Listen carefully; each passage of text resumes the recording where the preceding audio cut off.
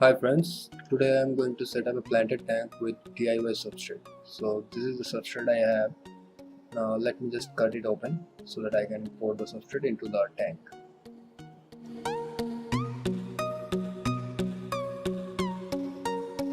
Now I am just spreading the substrate throughout the tank, and then I will be looking for bigger clumps. If there is any, I will break them down to smaller chunks so that I can spread the substrate loosely and evenly for the roots to penetrate easily. Now I have to add another 500 grams of the substrate because a tank of 24 inch by 12 inch needs around 1.5 to 2 kg of the substrate to make a good layer of it. The pack I earlier used was only 1 kg, so I am having to add some more. I have added some chemicals with this 500 gram substrate for experimenting on it and see if it's good or not. And hence the color looks a bit different. So I have mixed this enhanced substrate with the normal one as much as possible so that the final mix is a homogeneous one. Once the mixing is done, I have to spread the substrate uniformly throughout the tank base. To do this, I first spread out the substrate as you can see in the video, and then I use a plastic ruler or a sim card to finish the job. After the substrate is laid out, we will have to verify if the substrate is really having uniform depth throughout the tank. To check this, I am using a scissor. By putting the tip of the scissor into the substrate till it touches the glass and placing a finger to just touch the substrate. The difference between the tip of the finger and the scissor is the substrate depth.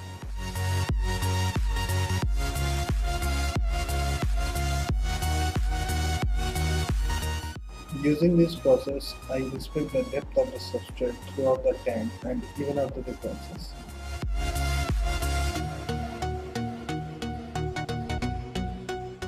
The next step is to cover the substrate with a mosquito net that we use on windows generally. The purpose of this net is to prevent the substrate from coming up while uprooting any well-established plant. For the net size, we will try to match it to the tank's inner area. So I cut it in accordance to the tank I have.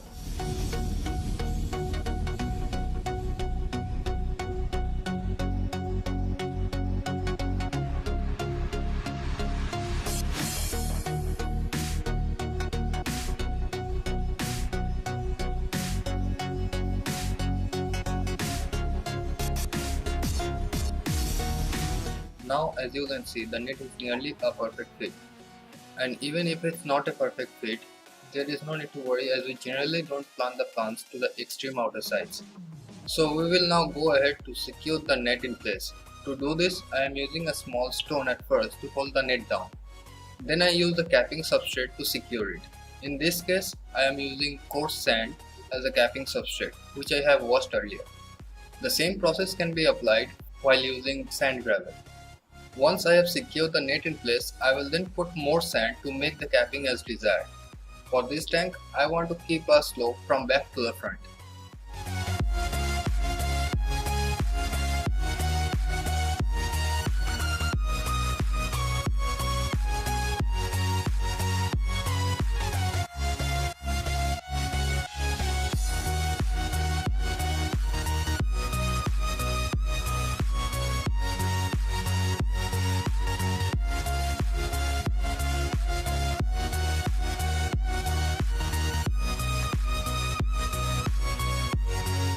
Next, I need to roughly inspect if the desired depth is attained. For this, I will just use my finger to see how deep the sand is throughout the tank and will add or remove sand as needed.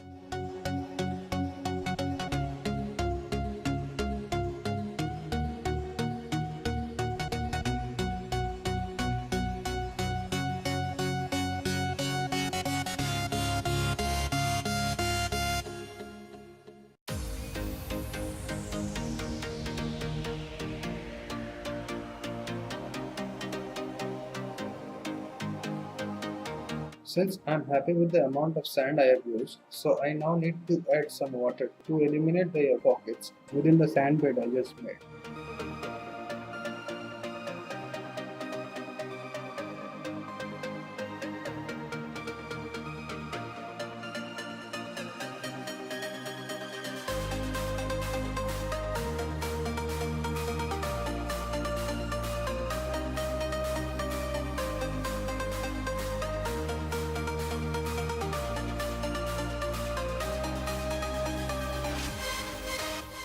Now carefully observe that as I run my finger through the sand, the trapped air bubbles start to come out. I usually sift through the sand bed for about 4 to 5 minutes. In this process, the water will get murky due to vigorous movement in the sand, which will be cleared out with a single water change later.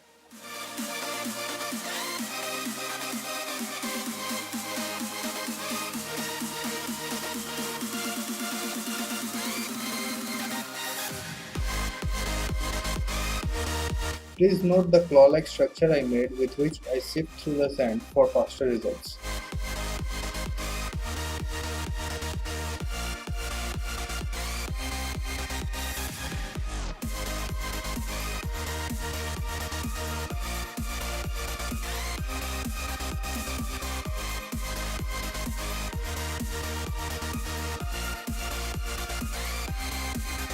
Once no more visible bubbles are surfacing, I do the water change.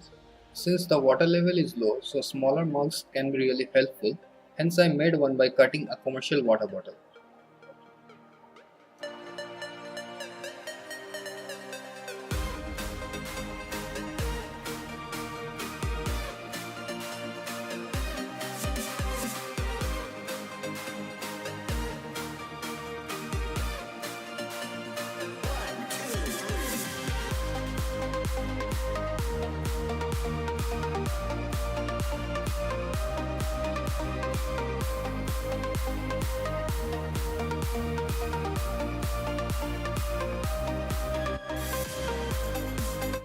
Now I will pour just enough water to level the sand as per my requirement.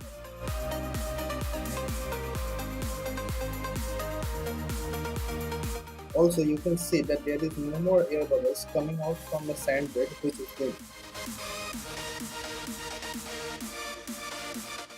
The lower water level works as a marker to easily arrange the sand bed.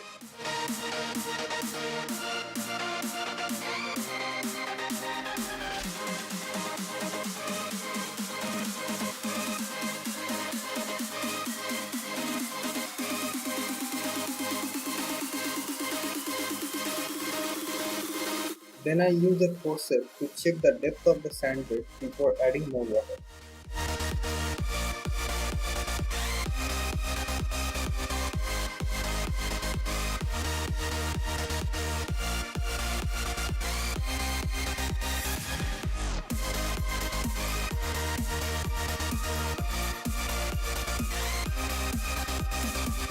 Once the substrate arrangement looks satisfactory, I then add some more water to plant the plants. To set up a contact tank based on any DIY substrate, this process can be followed. That's all for today's video. In the next video, I will be showing how I plant the different plants, some other little tricks. I hope you have enjoyed and learned something new from this. So thank you for watching and let me know your views in the comment section below. Thank you all.